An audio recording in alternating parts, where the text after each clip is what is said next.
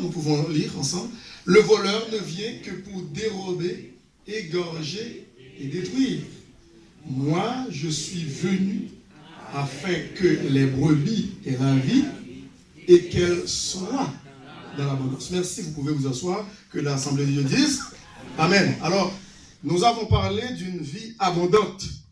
Une vie abondante, eh bien, qui découle de notre divin Sauveur et Seigneur Jésus-Christ, qui est le bon berger. Ce thème est familier dans la Bible pour les Juifs, pour les disciples. Pourquoi? Parce que ce n'est pas la première fois que Dieu parle du berger dans l'Ancien Testament. Les prophètes étaient considérés comme les bergers d'Israël. Les rois d'Israël devaient être considérés comme les bergers de la nation. Et même après le schisme, c'est-à-dire après la division des tribus d'Israël, eh bien, il y en a 10 qui se sont séparés de leurs frères et puis qui se trouvent dans le nord d'Israël. Et puis les 2 autres tribus, qui veut dire la tribu de Juda, et puis avec la tribu des sacrificateurs, étaient restés dans le sud, à Jérusalem. Mais cependant, eh bien, sans cesse, Dieu les fait comprendre eh bien, que les enfants d'Israël devaient avoir leur berger devant eux, les rois et aussi les prophètes. Mais il y avait de l'infidélité parmi ces bergers, tout comme parmi le peuple, parmi la nation d'Israël. Il y a David qui a évoqué ce sens de berger aussi au psaume 23. David, vous connaissez très bien David dans la parole de Dieu. Et c'est lui qui est l'auteur de pas mal de psaumes dans la Bible. Il était un chanteur, il était un harpiste qui jouait de la harpe, qui composait aussi des cantiques, c'est-à-dire des psaumes. Les psaumes étaient des cantiques. Alors, au psaume 23, David disait que l'Éternel est mon berger. Vous savez bien que, soit dit en passant, que David était berger lui-même, comme le petit dernier chez son père, Isaïe, le Bethléemite, qui veut dire ils habitaient tous à Bethléem. Alors David était celui qui devait être choisi par Dieu, il était aussi méprisé dans sa famille. C'est le petit dernier qui n'était pas tellement considéré influent parmi les autres, au point que lorsque Samuel lui-même, le prophète de l'Éternel, était envoyé par Dieu pour aller le moindre, eh bien, quelqu'un, un homme dans la famille d'Isaïe, chez David. On a fait défiler tous les grands, tous les frères, les potentats, comme on dit, qui ont de grandes carrures, et vous savez bien, corpulence, physiquement parlant, littéralement parlant. Eh bien, Samuel était épaté, ébloui devant le défilé de ces grands hommes, au point qu'il disait, assurément, c'est loin de l'Éternel. Dieu dit non. Fais attention, Samuel, je ne l'ai pas choisi, au contraire, je l'ai déjà rejeté. Alors, on a oublié David. David était où? Était dans les champs, avec les brebis de son père. Il avait un cœur de berger, il prenait soin des brebis de son père Isaïe. On a oublié David, au point que Samuel dit, il paraît que je ne comprends pas, ma mission doit prendre fin bientôt. Et Isaïe, est-ce que ce sont les seuls que vous avez? Mais c'est bizarre de voir que le père, eh bien, de David dit, ah oui, eh bien, il y a le petit David. Franchement. Et puis on dit, mais je ne vais pas déplacer sans qu'il ne vienne pas.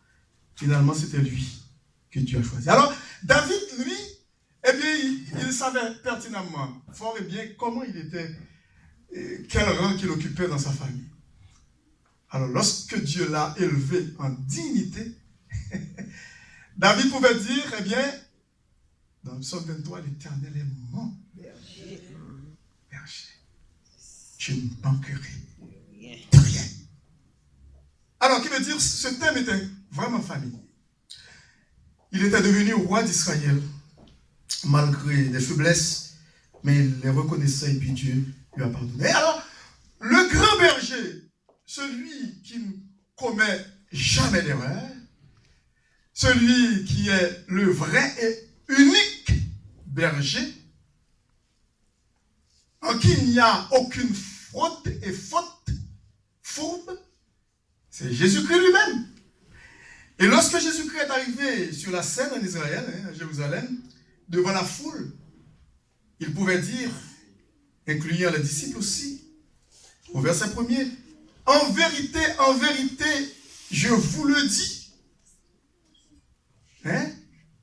Amen, amen, je vous le dis. Celui qui n'entre pas par la porte dans la bergerie, mais qui monte par ailleurs est un voleur et un brigand. Mais celui qui entre par la porte est le berger des brebis.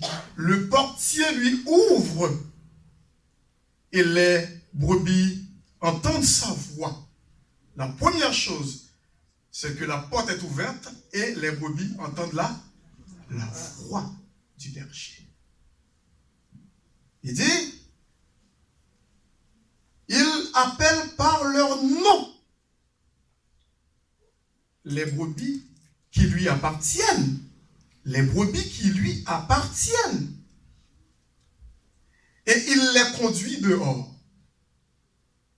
Nous sommes considérés, si je ne m'abuse pas, comme les brebis du Seigneur. Est-ce que vous êtes là? Alors, lorsque notre Seigneur Jésus-Christ, lui-même qui est notre bon berger, eh bien parle, nous écoutons sa voix et nous le suivons. Nous n'allons pas écouter la voix d'un étranger parce qu'on ne connaît pas cet étranger-là. On ne reconnaît pas cette voix. Mais dès que notre divin Sauveur Jésus-Christ, notre Maître, notre Seigneur, celui qui nous a créés, qui nous a sauvés, qui nous a rachetés, nous parle, eh bien, nous pouvons faire la distinction entre sa voix et celle du faux berger.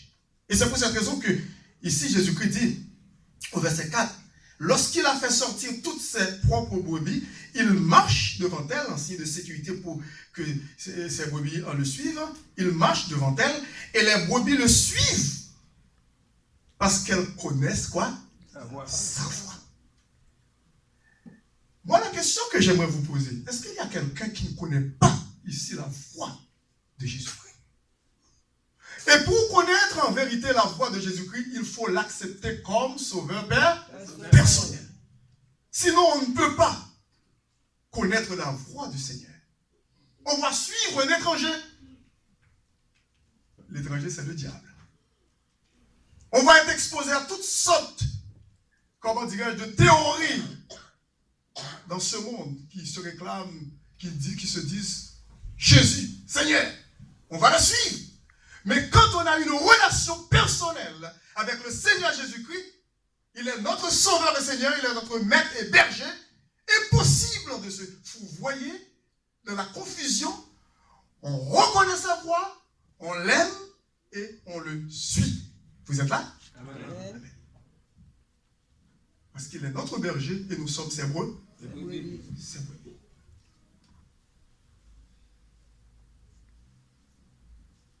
Le verset 5 dit, les brebis, elles ne suivront point un étranger, mais elles fuiront, vous voyez, loin de lui. Parce qu'elles ne connaissent pas la voix. Tout ça, c'est dans la voix. Il ne faut pas écouter n'importe quelle voix, soi-disant la voix du Seigneur. Amen. Il y a des gens qui viennent en vêtements de brebis, dit Jésus-Christ. Mais au-dedans, ce sont des ravisseurs, des loups.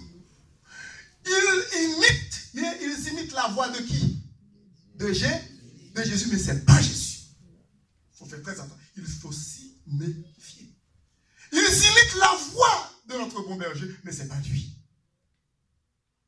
Surtout sur les réseaux sociaux. Faites très très attention. Je ne veux pas aller trop loin. Amen. Il faut fuir loin de ces gens-là. Ils se réclament même des prédicateurs de l'évangile. Il faut faire très attention. Oui, ils peuvent imiter, comme bon leur semble, la voix du berger, mais ce n'est pas lui.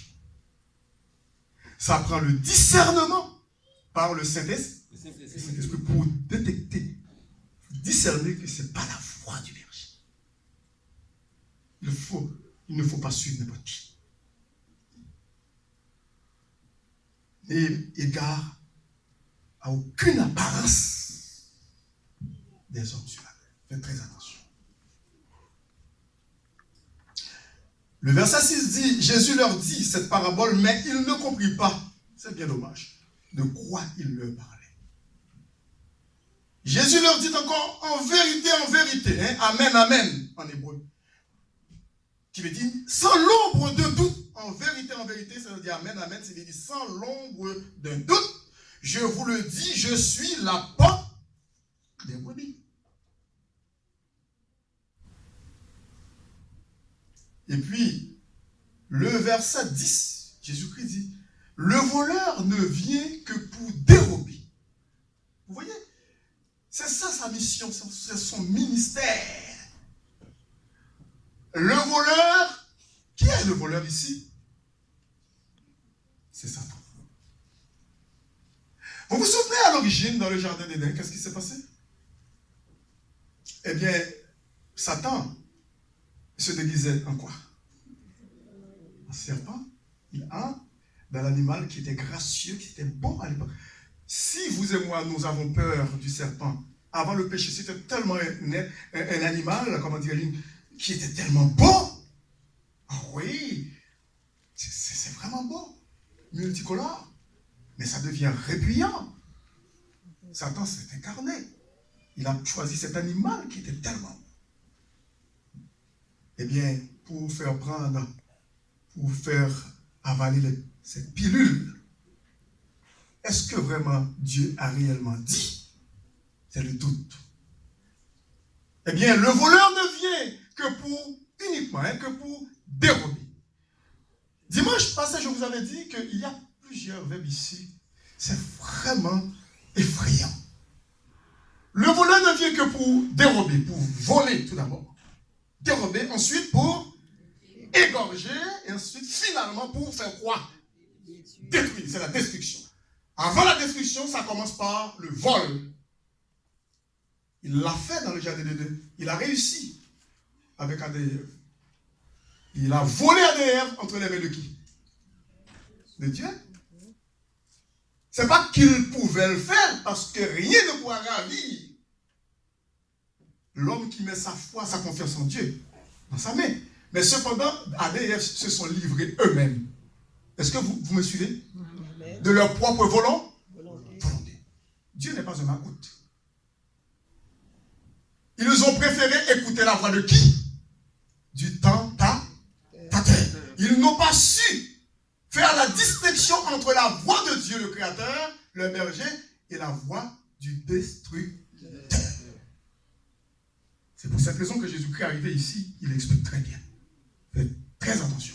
C'est son ministère, il le poursuit pour imiter la voix de Dieu, pour qu'on le suive. Le voleur ne vient que pour dérober dans un premier temps, voler, ensuite égorger. Ce n'est pas encore la destruction. Finalement, détruire. Mais moi, en tant que bon berger dit Jésus-Christ, je lui dis, je suis venu afin que les brebis aient quoi? La vie éternelle. Et non seulement qu'elle ait la vie éternelle, ces brebis-là, et qu'elle l'ait ou qu'elle soit dans l'abondance. Il y a des chrétiens qui ont la vie éternelle, mais qui ne la vivent pas de façon abondante. C'est de façon plutôt chétive, molle, triste, médiocre même. C'est vrai, ils sont des chrétiens, mais ils vont perdre leur récompense. Parce qu'ils n'ont pas su profiter de cette vie abondante que Dieu donne. Jésus-Christ n'est pas venu, il n'est pas venu nous appeler pour nous donner une vie chétive. C'est comme ça, vous pouvez voir dans la vie quotidienne, il y a des gens qui vivent, mais dont leur santé est précaire. Mais ils vivent pareil, ces gens-là, ils vivent quand même. Mais pourtant, ce n'est pas la même chose pour quelqu'un qui vit, écoute, bouillonne, énergie. Est-ce que vous êtes là? Est-ce que vous vous souvenez dans Ésaïe 41? Lorsqu'on fait un coup d'œil dans Ésaïe 41, qu'est-ce qu'il dit? Nous voyons ici, dans Ésaïe 41, vous connaissez très bien ce passage. Vous l'aimez aussi. Et là, on va prendre chapitre 40 de préférence. Et écoutez, les enfants d'Israël traversaient des moments très noirs, très pénibles, très difficiles dans leur vie. Alors, la pensée qui lui a monté à l'esprit, c'est que Dieu a fait comprendre à ses enfants d'Israël quelle pensée qu'ils avaient. Eh bien, Dieu dit au verset 27, pourquoi, si quelqu'un veut mettre ça pour moi sur l'écran, je serais très bien content, très ravi. Ésaïe chapitre 40, à partir du verset 27. Alors, c'est Ésaïe chapitre 40, à partir du verset 27. Nous allons visionner, nous allons voir ce que Dieu voulait dire à Ésaïe. Voilà, ici il dit, pourquoi dis-tu Jacob? Pourquoi dis-tu Israël? Ma destinée est cachée devant l'Éternel. Mon doigt passe inaperçu devant mon Dieu. Pourquoi dis-tu Israël? Pourquoi dis-tu Jacob que Dieu m'a oublié? Ne le sais-tu pas? Ne l'as-tu pas appris? C'est le Dieu quoi? L'éternité. Voilà, celui qui ne change pas. Quand il se dit lui-même Dieu d'éternité, c'est celui qui ne change jamais. Il était ce Dieu d'autrefois, il est encore ce même Dieu et il le sera pour toujours. Il dit l'Éternel qui a créé les extrémités de la terre. Pourquoi il dit ça? Car rien n'est impossible. Parce que c'est lui qui est le créateur. Voilà. C'est pour cette raison qu'il dit ça. Il ne se fatigue point. Il ne se lasse point. On ne peut sonder son intelligence. Il y a des moments qu'on est abasourdi, on est désemparé, on est complètement à terre. Il le sait. C'est lui qui conduit, qui nous dirige, qui dirige notre destinée, comme dit psalmiste David dans le psaume 32, verset 16. Mes destinées sont dans ta main. Il dit, il ne se fatigue point. Il donne de la force. Oui, c'est correct, oui. Il donne, oui. Est-ce que vous êtes fatigué physiquement et aussi spirituellement, émotivement? Écoute, est-ce que vous êtes épuisé? Vous êtes complètement à bout? Est-ce que vous êtes découragé avec la vie? Pourtant, il y a à votre disposition une vie abondante. Il le dit. Il dit, il donne de la force à celui qui est fatigué. Ce n'est pas uniquement une fatigue physique. On peut se reposer, on peut prendre du sommeil, on peut, comment dirais-je, se reposer sur le lit. Et puis, comme l'instruction civique et morale dit que le sommeil est le réparateur des forces. Mais, par excellence, mais quand on est fatigué spirituellement, moralement, qui saura nous aider à sortir de cette fatigue? Rien au monde. Dieu seulement. Il dit, il donne de la force à celui qui est fatigué. Et il augmente quoi? La vigueur de celui qui tombe en défaillance. Le bon berger donne la force pour marcher avec lui, pour le servir. Vous êtes découragés? Parfois nous sommes découragés. Nous sommes abattus. Vous tous dont l'âme est envahie par les vicissitudes de la vie, épuisés. Venez à Jésus. Est-ce que vous êtes déçus de la vie? Est-ce que c'est comme si la force vous abandonne? Il donne de la force à celui qui est fatigué. Et Et non seulement qu'il donne de la force à celui qui est fatigué, il augmente. Alléluia. Et il augmente la vigueur de celui qui tombe en défaillance. En défaillance, vous comprenez bien cette expression défaillance. C'est complètement à terre. Il augmente la vigueur de celui qui tombe en défaillance. Et puis, il poursuit, dit, les adolescents, les jeunes hommes, les adolescents, se fatiguent et se lassent. Synonyme d'énergie, de force, de courage. Ce que moi je savais faire dans mon adolescence, je ne peux pas le faire, des exercices, des acrobaties, des pirouettes. Non! Parce que les os, et puis le vieillissement, et puis des choses comme ça. Non. Pourtant, au sens spirituel, les ados qui sont synonymes d'énergie, de force, de vigueur, arrivent à se fatiguer, se lasser. Et les jeunes hommes chancellent, tombent, sont terrassés. Mais, qu'est-ce qui arrive après? Ceux qui se confient en l'Éternel renouvellent quoi? La force. Ils prennent leur envol, comme un avion. Ils prennent leur vol comme les aigles, l'oiseau qui vole plus haut que les autres. Ils courent et ne se lassent point. Ils marchent et ne se fatiguent. Les gens qui ont Jésus-Christ dans leur vie, lorsqu'il arrive à un moment dans la vie, dans le pèlerinage ici-bas sur cette terre, ils sont épuisés, fatigués. Ils viennent à la source intarissable à Jésus-Christ. Vous êtes là? Amen. Il vient à celui qui a le pouvoir de redonner, d'augmenter de l'énergie, de la force, de renouveler, pour que nous puissions vivre une vie abondante. Et non pas une vie complètement défaillante, absolument en défaillance. Et c'est pour cette raison que dans Jean, chapitre 10, Jésus-Christ dit, je suis venu. Au verset 10, je suis venu. C'est ça ma mission.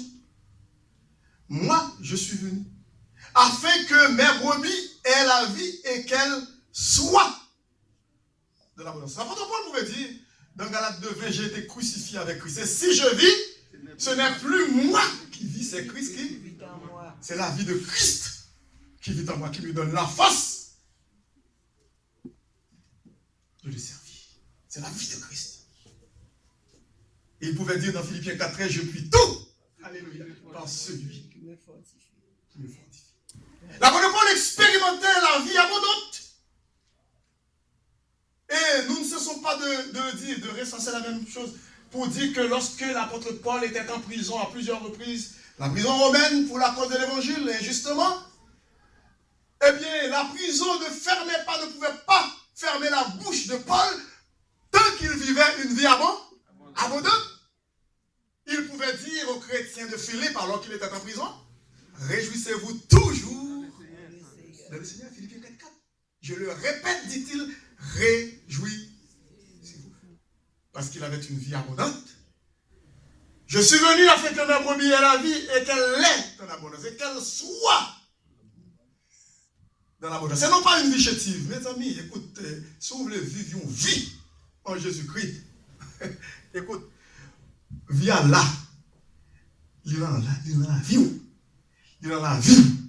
C'est à moi-même, à vous-même, pour que nous prenions vie ça, pour nous dire, Seigneur, aide-moi à vivre cette vie d'une manière abondante. Dans les bons moments comme dans les mauvais moments. Dans les bons moments comme dans les adversités. Cette vie est pour le père au foyer, la mère au foyer, ou le père qui veut dire au travail, je ne sais pas quoi, les enfants qui sont à l'école ou sont au travail. Cette vie abondante est à la disposition de tous. Cette vie abondante n'est pas réservée à un clic, à une sorte de caste, à une élite, un clergé spirituel, évangélique, diable, pasteur. Non, ancien, non. Moniteur, monitrice de l'école, non, d'un missionnaire, non. Cette vie est pour tous. Et si jamais il y a quelqu'un dans la salle qui n'a pas encore cette vie, c'est le temps. Parce qu'il est venu pour ça. Amen.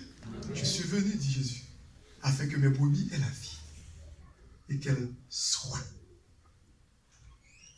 dans l'abondance. Expérimentez-vous cette vie vraiment.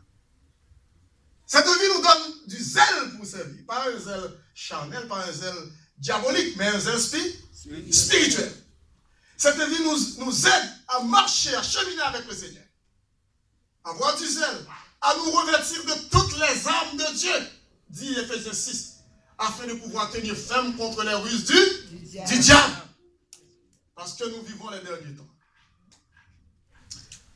Est-ce que vous voulez marcher avec le Seigneur dans cette vie abondante? Ou est-ce que vous préférez marcher avec le Seigneur dans une vie médiocre, une vie triste, une vie morne, M-O-R-N-E, une vie, comment je pourrais dire ça après, où il n'y a pas d'encouragement. C'est comme si vous voyez, vous êtes dans un tunnel, c'est comme s'il n'y a pas de lumière, et quand il y a une lumière, c'est un train qui passe, et puis finalement c'est fini. Alors qu'au bout du tunnel, il y a la lumière. Même lorsque nous traversons la vallée de l'ombre, non, absolument, car il est avec moi dans mes épreuves, dans mes moments difficiles. Amen. Amen. Lorsque les larmes coulent sur mes joues, sillonnent mon visage, il est là, il le voit. Le prédicateur qu'on a l'habitude de dire, un peu là, de dire, bon Dieu, comme gros choix, il faut le suivre tout. Il y a des gens qui pleurent, peut-être en cachette. Il y a des gens qui vont soit dans les toilettes pour pleurer. Il le voit. Il le voit. Vos proches ne voient pas. Votre mari ne voit pas ça. Votre épouse, vos enfants, vos amis, vos parents, ils ne voient pas. Mais lui, il le voit. Il est celui qui vous fortifie. Il connaît vos besoins. Tous vos besoins. Avant même que vous êtes venus devant lui pour le dire. Il les connaît. C'est vrai qu'il veut que nous les identifions pour que nous soyons conscients de nos besoins. Mais ce n'est pas parce qu'il ne les connaît pas. Parfois, on nous demande des choses que ce n'est pas nécessaire pour l'instant, mais il remplace ces choses qui vont nous mettre dans de bons états et puis pour nous donner de bonnes choses. Amen. Faisons-lui confiance. Amen. Il est notre beau berger et il nous promet de nous donner, de nous faire vivre cette vie abondante. D'ailleurs, déjà que nous sommes en Jésus-Christ, nous sommes ses enfants, nous sommes ses brebis. Profitons de vivre cette vie abondante